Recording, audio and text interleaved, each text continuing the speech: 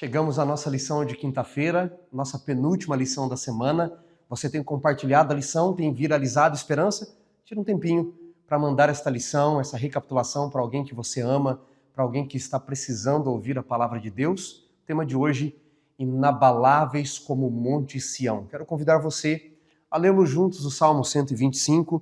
Diz assim: os que confiam no Senhor, porém são como o Monte Sião, que não se abala, firmes para sempre. Como estão em redor de Jerusalém, estão os montes, assim, Senhor, em derredor do seu povo, desde agora para sempre. O cetro dos ímpios não vai permanecer, para que o justo não estenda a mão à iniquidade. Verso 4. Senhor, faz bem a Sião, aos de coração reto, bom, aqueles que não se desviam para tendas tortuosas. Na lição de ontem nós vimos que as nações, os montes que representam as nações, serão abalados e lançados no seio dos mares. Mas os que confiam no Senhor são como o Monte Sião, não se abala, permanecem para sempre. Faz um tempo, alguém me mandou uma história interessante de um homem muito pobre, que havia acabado de casar com uma jovem moça, e ele disse: querida, eu não tenho dinheiro para nos manter, então farei um trato contigo. Recebi um trabalho, uma proposta de trabalho numa fazenda muito distante daqui, e ele vai me dar comida e um lugar para pousar apenas, e eu vou guardar o dinheiro, todo que eu ganhar, para que tenhamos uma vida digna. Eu serei fiel a você, apenas quero que você seja fiel a mim. Partiu para uma terra muito distante. Trabalhou mais de 20 anos. Ao final desses mais de 20 anos, disse ao seu patrão: como nós combinamos, eu quero o meu salário de todos esses anos, vou voltar para os braços da minha amada. É uma história ilustrativa. E o patrão então disse a ele: eu vou lhe fazer uma outra proposta, uma contraproposta. Eu tenho aqui um saco de ouro com todo o valor dos seus 20 e poucos anos de trabalho, ou posso lhe dar um pão e 3 sábios conselhos de um grande amigo, porque eu te admiro muito. Ele pensou, aceitou os 3 sábios conselhos. Disse então o patrão: aqui vai o primeiro conselho, amigo. Nunca tome atalhos nessa vida. Não se desvie para caminhos mais curtos. Eles podem parecer vantajosos no início, mas levam à morte. Segundo conselho: não seja curioso para aquilo que é mal. Isso pode também te levar à morte. E terceiro e último conselho: nunca tome decisões em momento de ódio, de raiva ou de medo. Você pode se arrepender para o resto da vida. Aqui está o pão para você comer com a sua amada. Quando reencontrá-la, siga em paz. E ele foi dias e dias de jornada. Encontrou alguns viajantes, disse que estava voltando para os braços da sua amada, e alguém lhe disse: eu conheço um caminho mais curto para a sua cidade. Se você tomar esse atalho, você vai reduzir pela metade o tempo de jornada. E ele começou a tomar aquele caminho. Se lembrou então do primeiro sábio conselho, qual era mesmo?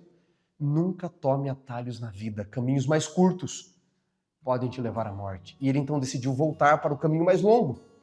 E descobriu então na vila seguinte que encontrou que aquele caminho levava a um precipício, a um desfiladeiro, e tinha ali uma gangue, bandidos que matavam as pessoas, roubavam tudo que elas tinham. Naquela vila ele decidiu então pegar uma pensão para passar a noite, cansado da viagem. E pela madrugada ele ouviu gritos horríveis, monstruosos, diabólicos, e pensou: vou sair para ver o que está acontecendo. Mas ele se lembrou então do segundo sábio conselho. Qual era mesmo? Nunca seja curioso para aquilo que é mal.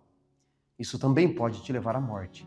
E ele decidiu ficar trancado no quarto. Na manhã seguinte, na hospedaria, o dono da hospedaria perguntou: você não ouviu pela madrugada gritos demoníacos? Ele disse sim. Mas por que você não saiu? Eu resolvi acatar o conselho de um bom amigo. Ele disse: que bom. O meu filho, em alguns momentos, ele fica possesso, e todos que saem dos quartos, ele despedaça. Ele continuou sua jornada. Quando já estava chegando perto de casa, nas colinas, já vendo a fumaça da chaminé se aproximando, ele viu ao longe a sua esposa, mais de 20 anos sem vê-la. Ele percebeu que ela, à sombra de uma árvore, estava sentada com um jovem rapaz no seu colo, e ela fazia carinhos na cabeça, no cabelo desse jovem homem.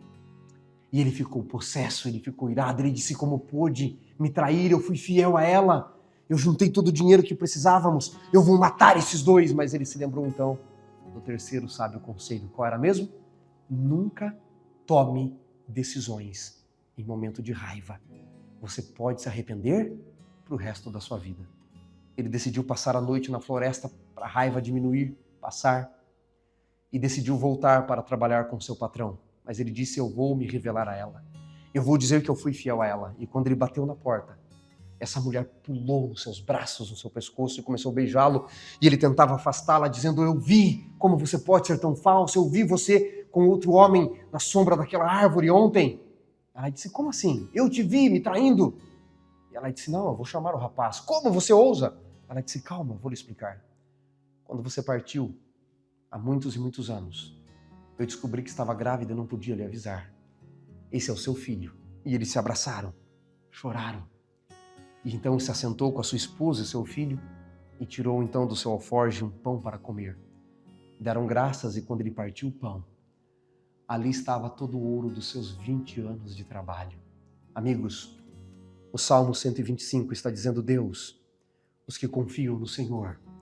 Diz o verso 4 e o verso 5, os que são retos, os que não perseguem, os que não procuram o mal, os que não odeiam, os que andam nos teus caminhos, os que não se desviam pelos atalhos da vida. Faze o bem àqueles que não tomam sendas tortuosas. Deus quer que você seja inabalável como o Monte Sião. Sabe como? Seguindo os seus conselhos, seguindo os seus caminhos, seguindo a vontade de Deus. Você deseja isso para a sua vida? Escreva aí, eu desejo. Eu quero isso para a minha vida. Deus está louco de vontade de abençoar você.